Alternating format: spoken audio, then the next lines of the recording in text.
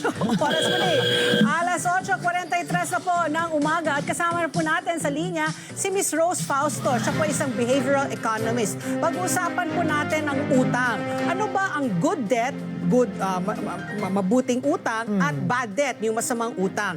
Ayan po, magandang umaga po Miss Rose and welcome po sa ASPN. Good morning, ma'am. Magandang umaga, Pat. Magandang umaga, Ricky. At magandang umaga sa lahat ng nanonood sa atin ngayon. Ayan, okay. Ikaw ang aming go-to person. Pag-usapan po natin itong gastusin, no? Kasi I came across an article, sabi nga nila, may dalawang klaseng uri ng utang. Yung maganda, yung good debt, tapos yung masama, yung bad debt. Kasi nga yung good debt dapat yung napapalago or napapaganda ang buhay niya versus nga yung bad debt na nalulubog ka lang sa utang, parang hirap umahon. Ano? So, Miss Rose, please explain us, no, what is the good debt and what is the bad debt? Ayun, maganda yan pag-usapan natin. Pero gusto ko sana balikan muna natin, ano ba talaga ang debt? Ano ba yung utang? Kasi debt is something owed or borrowed. Depende kung sino ka. Ano, ikaw ba si borrower or lender? So, ibig sabihin nito, pahiram lang. Ang ibig sabihin, pag pinahiram lang, kailangang ibalik, hindi ba? Correct. So ngayon, pag pinag-uusapan natin, ang hiniram natin ay pera, meron niyang katumbas na rent. Ang rent on the use of money is called interest. So, having that already, yan ang parang pinaka-umbrella thought dapat natin. Ano ba ang good debt? Ano ba ang bad debt? Sa FQMAM teachings kasi, meron akong dalawang tanong para litmus test mo ito. Ang number 1, will the use of the debt proceeds improve my condition? Makakabuti ba sa akin ito?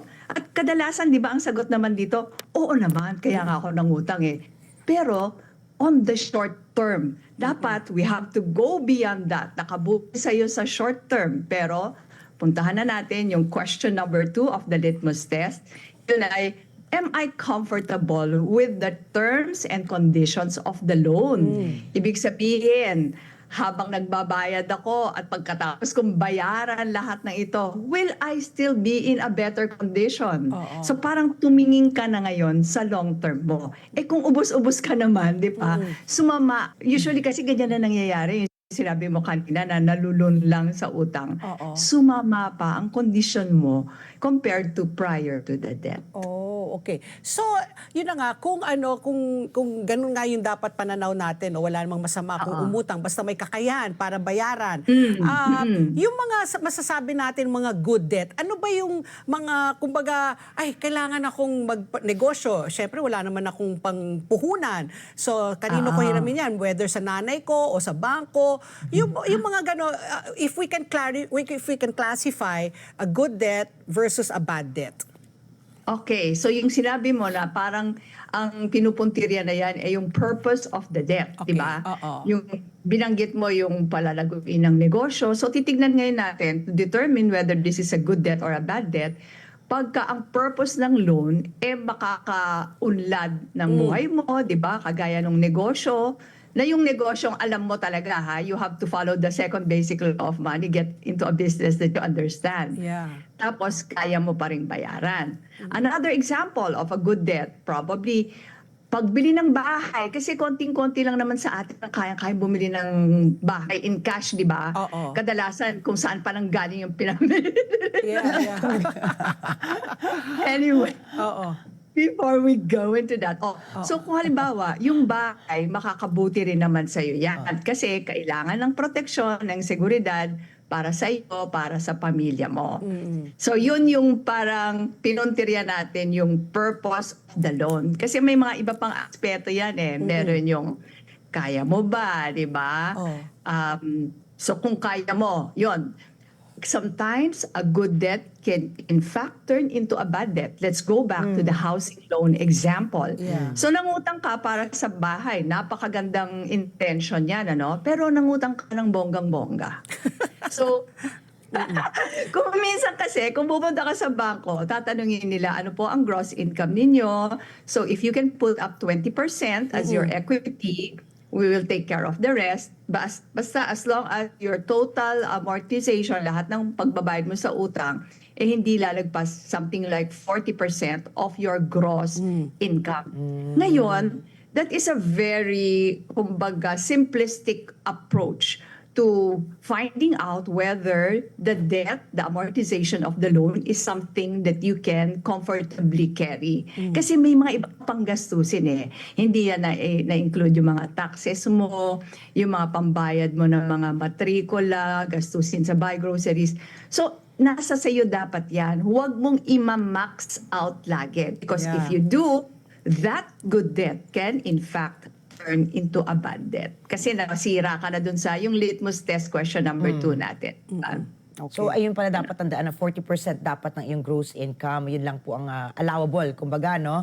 Allowable sa correct? bangko. Sa bangko. But you should not use that as your own measure because you're the only one who knows kung ano pa ba yung mga Spending ibang mo. Gastos mo. Oo. Okay. Oo. At saka syempre, FQ ma'am, hindi mo dapat kinakalimutan yung savings mo. Yun, may Ilang savings percent pa. po ang dapat nating i-save na yung nire-recommenda po? Yung percentage. Yes, ma'am. So I always suggest na let's start with 20%. Pero yung iba, 0% ako ang pinanggagalingan ko eh. So you just start with something that you can commit to. Kasi yun yung mas mabuti doon, the habit of saving para hindi na matanggal sa'yo. And then work your way up. You know what? Ideally speaking, your age should be your savings rate until you reach 50. Pag ginawa mo yan, if you reach 50, hindi ka na kailangang padagdagan pa, 60, 70, hindi na. Pagka ginawa mo yan, ang nangyari niyan, nakaipon ka ng amount that is really, that will really allow you to live comfortably. So yung pag-iisip mo ngayon, hindi na ako kailangan masyado magtrabaho for money. I'm going now to work for what is good to me, what I can contribute to society, yung parang mas higher level na in the Maslow, di ba? Yung hierarchy of needs. So if you're, let's say, 40 years old, ideally po you're saying, Rose, is dapat 40% ng kinikita mo ang savings mo. Parang ganon. Yes.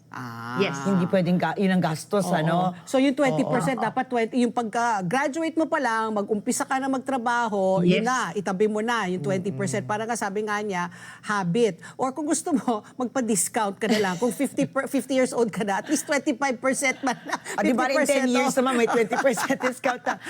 Ma'am, I'm very curious po because di ba nabanggit po natin, education loans are a good debt. But with the data po na ngayon sa Pilipinas na napakataas po ng underemployment rate at unemployment rate, masasabi po ba na worth it pa rin po ang pag-utang para sa edukasyon? Ganun ulit siya, babalik ulit siya doon sa litmus test. Pero gusto ko lang unang sabihin na education, spending on your education is really investing in yourself. At yan ang pinaka-importanting asset natin eh. So, tignan natin na ito ba, pag nag-aral ba ako, itong college course na to, na dapat sana gusto ko at gusto kong maging trabaho will help me, this course will help me get into the job that I really want to do. Tapos, may yung mga connection na magagawa mo while you're in school, lahat-lahat yan will add up to the earning capacity that you will have once you graduate from college or kung ano man yung gusto mong aralin. Okay. No? So, again, magiging bad debt ulit siya pag sumobra. Alam mo, sa atin nga hindi pa masyadong prevalent yan, but in the US, sumobra na yung burden of yung education, yung college college loan, such that hindi na daw, ang nakikita ko sa mga studies, hindi na worth it. Yung pag hindi mo kaya, kasi it all boils down kung ano ulit yung kaya mo eh. Okay. Parang to each own lagi yan eh. Ano ba ang kaya ko? Ano ba yung pinakamabuti para sa akin? Okay, ma'am. Isa pang sinasabi niyong good debt is for business, ano? Pero po, what about po yung mga SMEs po natin? After 3 to 5 years po, yung survival rate nila medyo alanganin po, no? So, sa mga SMEs po, paano mo sisiguradong good debt pa rin siya? Kung mataas po yung failure rate eh. Mataas po yung failure rate ng ating mga Totoo SMEs yan. eh. So, paano siya magiging good or bad debt po? Siguro unang-una, balikan natin yung binanggit ko kanina. What is the second basic law of money? That is to get only into a business that you understand and to seek advice only from competent people. So that being said, kunyari yun yung premise natin, naiintindihan mo itong negosyo, gustong-gusto mo siya. Tapos, ang nagiging para bang constraint mo, hindi mo mapondohan. Let's say, yung inventaryo. Nakakuha ka ng isang order ng 1,000 units. Tapos, ang kaya mo lang namang pondohan, 25. Sure ka na meron ka ng pagbebentahan. Yan ang good na debt para sa akin. Ano? And of course, again, assuming that the interest is okay. Baka naman yung interest, kainin niya lahat yung kinita mo. Wala rin, di ba? Ubus-ubus ka rin. So it always takes a lot of reflecting and doing your computation. Mag-Excel file tayo para maintindihan mabuti kung good debt pa rin ito. Ito Miss Rose, no? Kasi nga sabi nga natin, kung negosyo ang uutangin natin para nga lumago, di ba? Sabi mo nga, pero dapat kabisado natin yung negosyo para hindi tayo mas mabaon sa utang. Pero sa negosyo, meron sinasawag na return on investment, di ba? Na dapat after a while, nag-utang ka, after a while, dapat nabayaran na yung utang na yan, tapos kumikita ka na. Is there Correct. a formula that we should keep in mind dun sa mga gustong mag-umpisa ng negosyo? Di sabi natin, no, kung kumikita ka, dapat siguro may at least 10 to 20% isa-save mo. Ilang porsyento ang ilalaan mo sa pagnegosyo? Tapos yung pagbayad sa interest sa utang. Tapos ilang taon bago natin masasabi na, ay, successful ako. Pwede na akong kumita ng, kumbaga, tiba-tiba na net na. So, is there a formula that we should look at so that we can, when we say the return of investment is finally there, na ayun na, neto na? Oo. So again, yung formula depende dun sa negosyo mo. Yung balikan natin kanina yung sinabi ko, no, na kunyari may nag-order sa'yo. Just for discussion sake, kunyari, trader ka. So nagpapatong ka lang. So, tingnan mo kaagad kung yung naipapatong mo, yung kikitain mo doon sa transaction na yon is higher than the interest that you will have to pay because you are borrowing in order to fund the inventory of that order. So, yun pa lang, medyo obvious na yon, di ba? Tapos, syempre, kung gusto mong mas malalim, titignan mo rin lahat yung mga overhead costs mo, lahat-lahat ito. Tapos, basta komportable ka, babayaran mo yung amortization kasi ulitin natin, ang debt ay hiram lamang, kailangan bayaran, sama ang rent, which is the interest, then go for it. Tapos, magbuti na binanggit mo yon, ano, yung nagsisave. Kung korporasyon ito, dapat hindi mo dinidibidendo lahat sa sarili mo. Meron ka rin inilalaan. Parang saving of your operations, of your company. So that, sa susunod, baka hindi mo na nga kailanganin mangutang, lalo na kung tumaas ang mga interest rates. Kasi di ba, tiyempuhan din yan. Kung mababa interest rates, sige, okay, mangutang tayo. Pero pag sobrang taas, it's not worth it anymore, then you can use your own funds. So yun ulit ang kabutihan na meron kang sariling pondo. Okay. Ma'am, what about lifestyle and vacation loans? Ayan, di ba? Sabi, tinuturing siya, kasi maraming nunal, tagtad ng nunal ang mga paa sa mga Pilipino. Isa na dito. Kailan po naman pwedeng maging good debt ang iyong, halimbawa, pagbabakasyon, ang iyong lifestyle loans, kumbaga? Good debt ba yun? Is there a way na maging good debt po siya? Medyo stricto ako dyan. For me kasi, I go back to the third basic law of money, which is to make your gold work for you. Have an army of golden slaves before you buy luxury. So, kung sisimplehan natin to, yung FQ Mom guideline ko, buy luxury only if you can afford to buy 10 pieces of it. So, kung luxury ito, yung mga lifestyle jewels na yan, ano? Hintayin natin yung tamang panahon. Hindi naman siya need, di ba?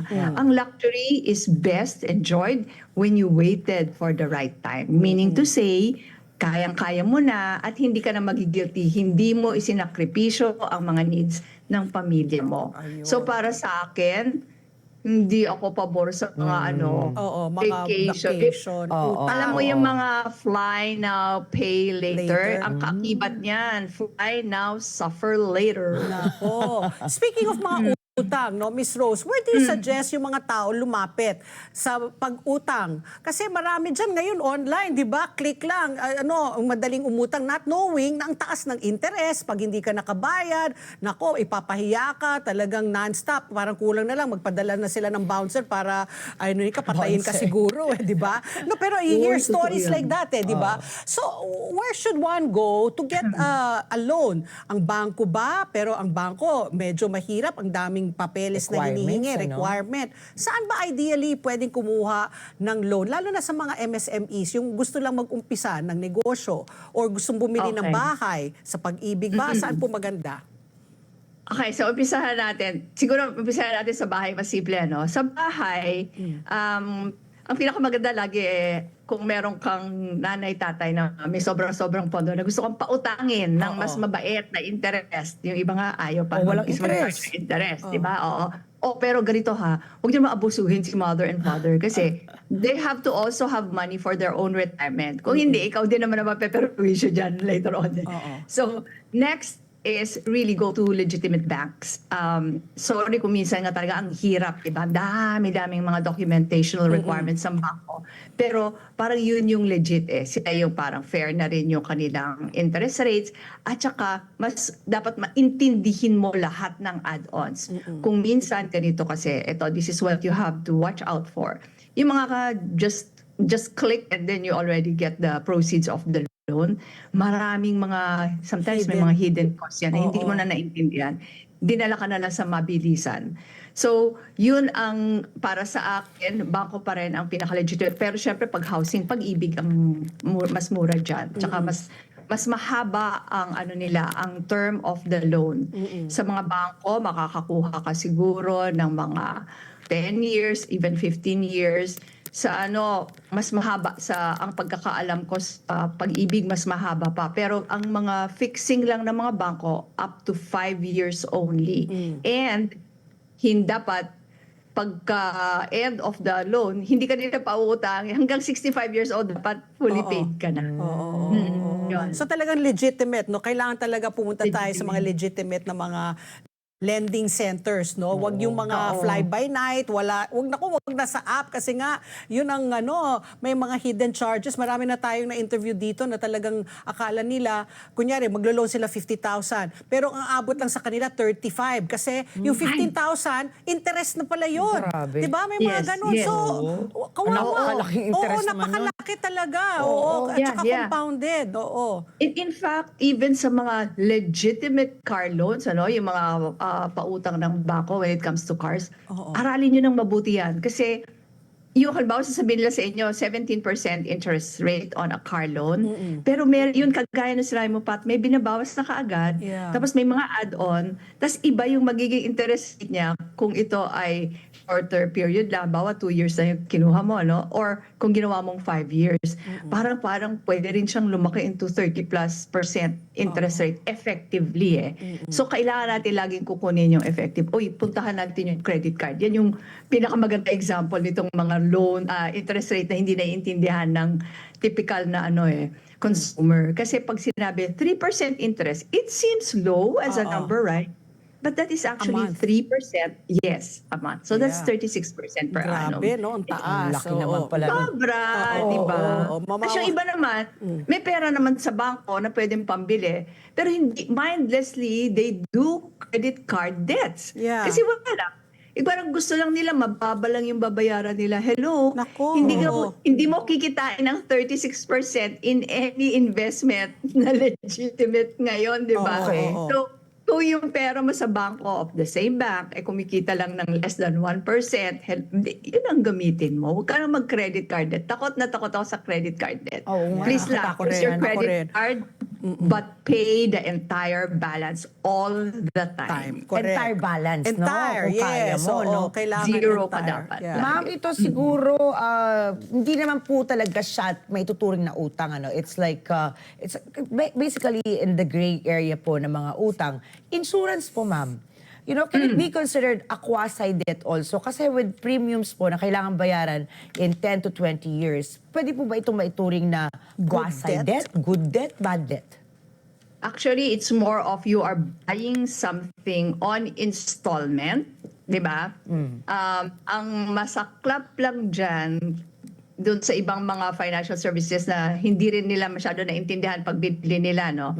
Pag humito ka na, goodbye na, di ba? You are no longer insured. Yung gano'n. Kung minsan, hindi nila naintindihan yan. At ito yung pinaka-common na misunderstanding. Pag bumibili sila nung tinatawag ko na TISOY financial instrument, which is both an insurance and an investment, they don't exactly know kung ano ba yung percentage ng insurance dito at ano ba yung percentage ng investment. Kasi kung minsan tatanungin mo, nag-i-invest ka na ba? Oo. Saan? Sa insurance. So, ganito yung nangyayari. Pagka tatanungin na nila, magkano na yung na-invest ko, no? Tapos sasabihin, ito lang. Sometimes, so that time, it's a lot lower than what they've already put in. Ayun na Because nga they eh. did not understand that a huge part of that really went to insurance. Tapos bumagsak pa yung market kung saan naka-invest yung equity, yung investment portion nila. So talagang pwede silang maubos. Andiyan, daming mga kaguluhan dyan. So dapat intindihin nyo. At maganda siguro paghiwalayin nyo na lang. Insurance is very important. It is actually an expense to me because what you're doing is you're buying peace of mind so that if something happens to you, especially if you're the breadwinner, hindi naman maiiwan sa miserable state yung mga dependents. Di ba? Pero kung wala ka ng dependents, Wag na. hindi mo na actually kailangan eh. Oo. Okay. Okay, Pag good single advice, ka, ah. pag single ka, bakit pa, di ba? Kanino maiiwan yung Yeah. mana mo or whatever. Okay, thank you very much, Miss Rose. At sana nga, talaga dapat maging wise tayo ngayon, lalo na ang hirap-hirap kumita, tapos ang taas-taas ng mga bilihin. Kaya think before you click at umutang, di ba? Talagang gumawa kayo ng due diligence. Kumbaga, gumawa ka talaga ng maraming beses na study kung kikita ba yan, kung ikaw ba mas mababaon sa utang o kikita ka naman ng bonggang-bongga. Yun. Pag return of Oo, investment mo, mamalik gusto naman ko sa'yo.